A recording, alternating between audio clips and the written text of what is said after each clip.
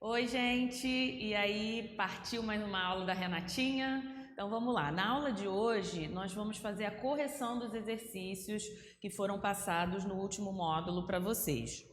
Então, pega o seu livro, tá? Acho que é livro 3, gente. Módulo 45. Então vamos lá. Pergunta muito simples: o que são as doenças autoimunes? Essa daí você tem obrigação de acertar. Se você não acertar essa daí, eu vou aparecer em sonho para você e vou chacoalhar sua cabeça assim, ó, para seu cérebro funcionar, porque essa é muito fácil, né? Então, as doenças autoimunes são aquelas nas quais o nosso sistema de defesa não reconhece o nosso organismo, então ele ataca o nosso organismo, causando uma reação inflamatória. A gente não sabe como isso acontece efetivamente, a gente só sabe que existe uma predisposição genética, mas a gente sabe que as doenças autoimunes é isso, tá? Elas são o nosso organismo atacando o nosso próprio organismo. E assim, quando a gente estuda um pouco mais, né, quando a gente vai fazer a faculdade de biologia, por exemplo, a gente vê que as moléculas, as proteínas que estão envolvidas ali no nosso sistema imune não são aquelas apenas que a gente estuda no ensino médio e no ensino fundamental, né? Macrófago, mastófago. A gente sabe que tem as moléculas de MHC, é um universo muito maior. A gente fala que é uma cascata de eventos que acontecem de reação imunológica. São várias proteínas que estão envolvidas.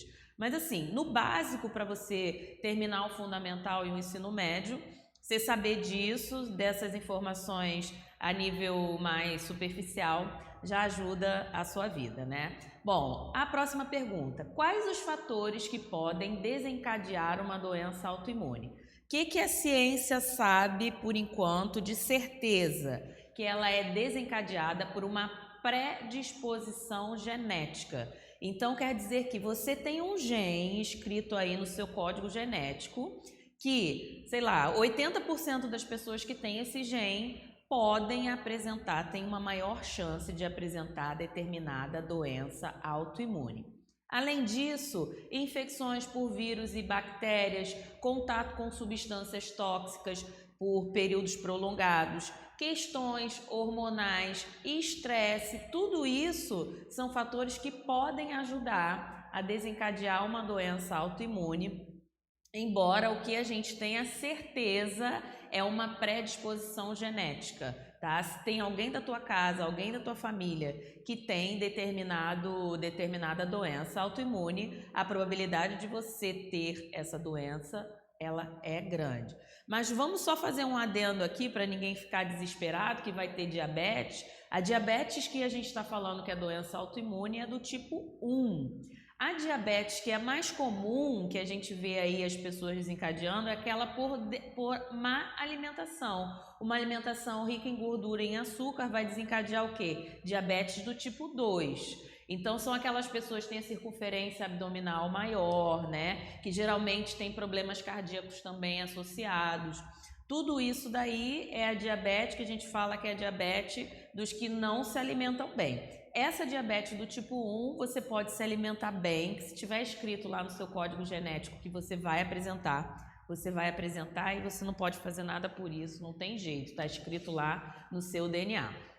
Próxima pergunta: o diabetes tipo 1 é um tipo de doença crônica autoimune. Quais são os órgãos afetados por essa doença e seus sintomas? Então vamos lá. Essa pergunta daí, ela é uma pergunta que ela te dá uma dupla interpretação. Por quê? Porque não são os órgãos afetados pela diabetes. Se a gente analisar qual que é o órgão que é afetado pelas nossas células de defesa, eu vou dizer apenas um: o pâncreas.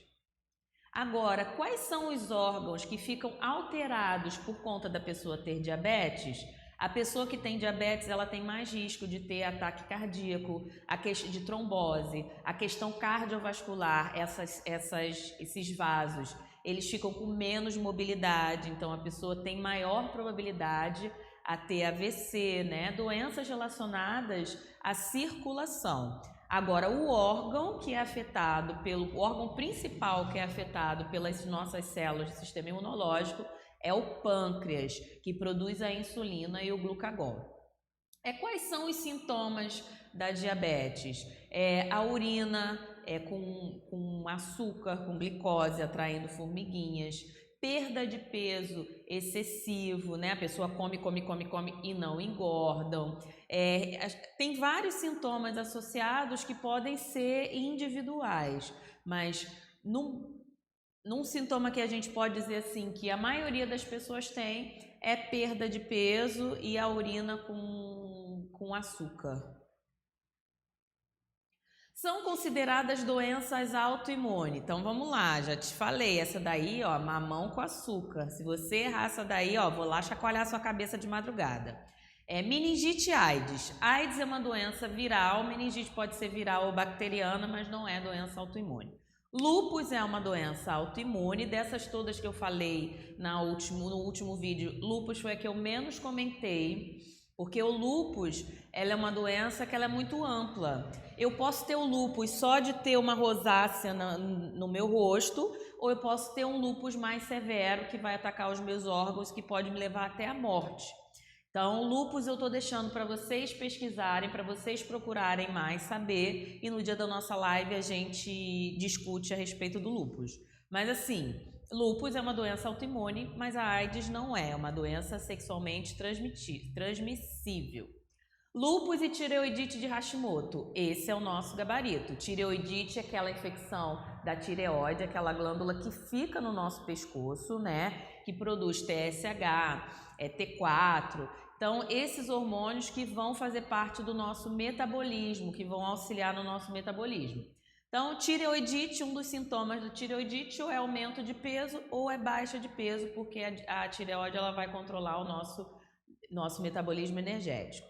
Doença celíaca e diabetes do tipo 1. Olha só, doença celíaca é uma doença autoimune e diabetes do tipo 1 também é uma doença tipo 1, né? Também é. Então, aqui nós temos dois gabaritos, letra C e letra D. Seu livro escorregou e a gente corrige o livro, porque nós somos desses. Diabetes tipo 1 é, diabetes tipo 2 não é. Bom, gente, era só isso que eu tinha para falar para vocês hoje. Tô morrendo de saudade de vocês, espero muito em breve vê-los. Curtam aí o vídeo. Beijo!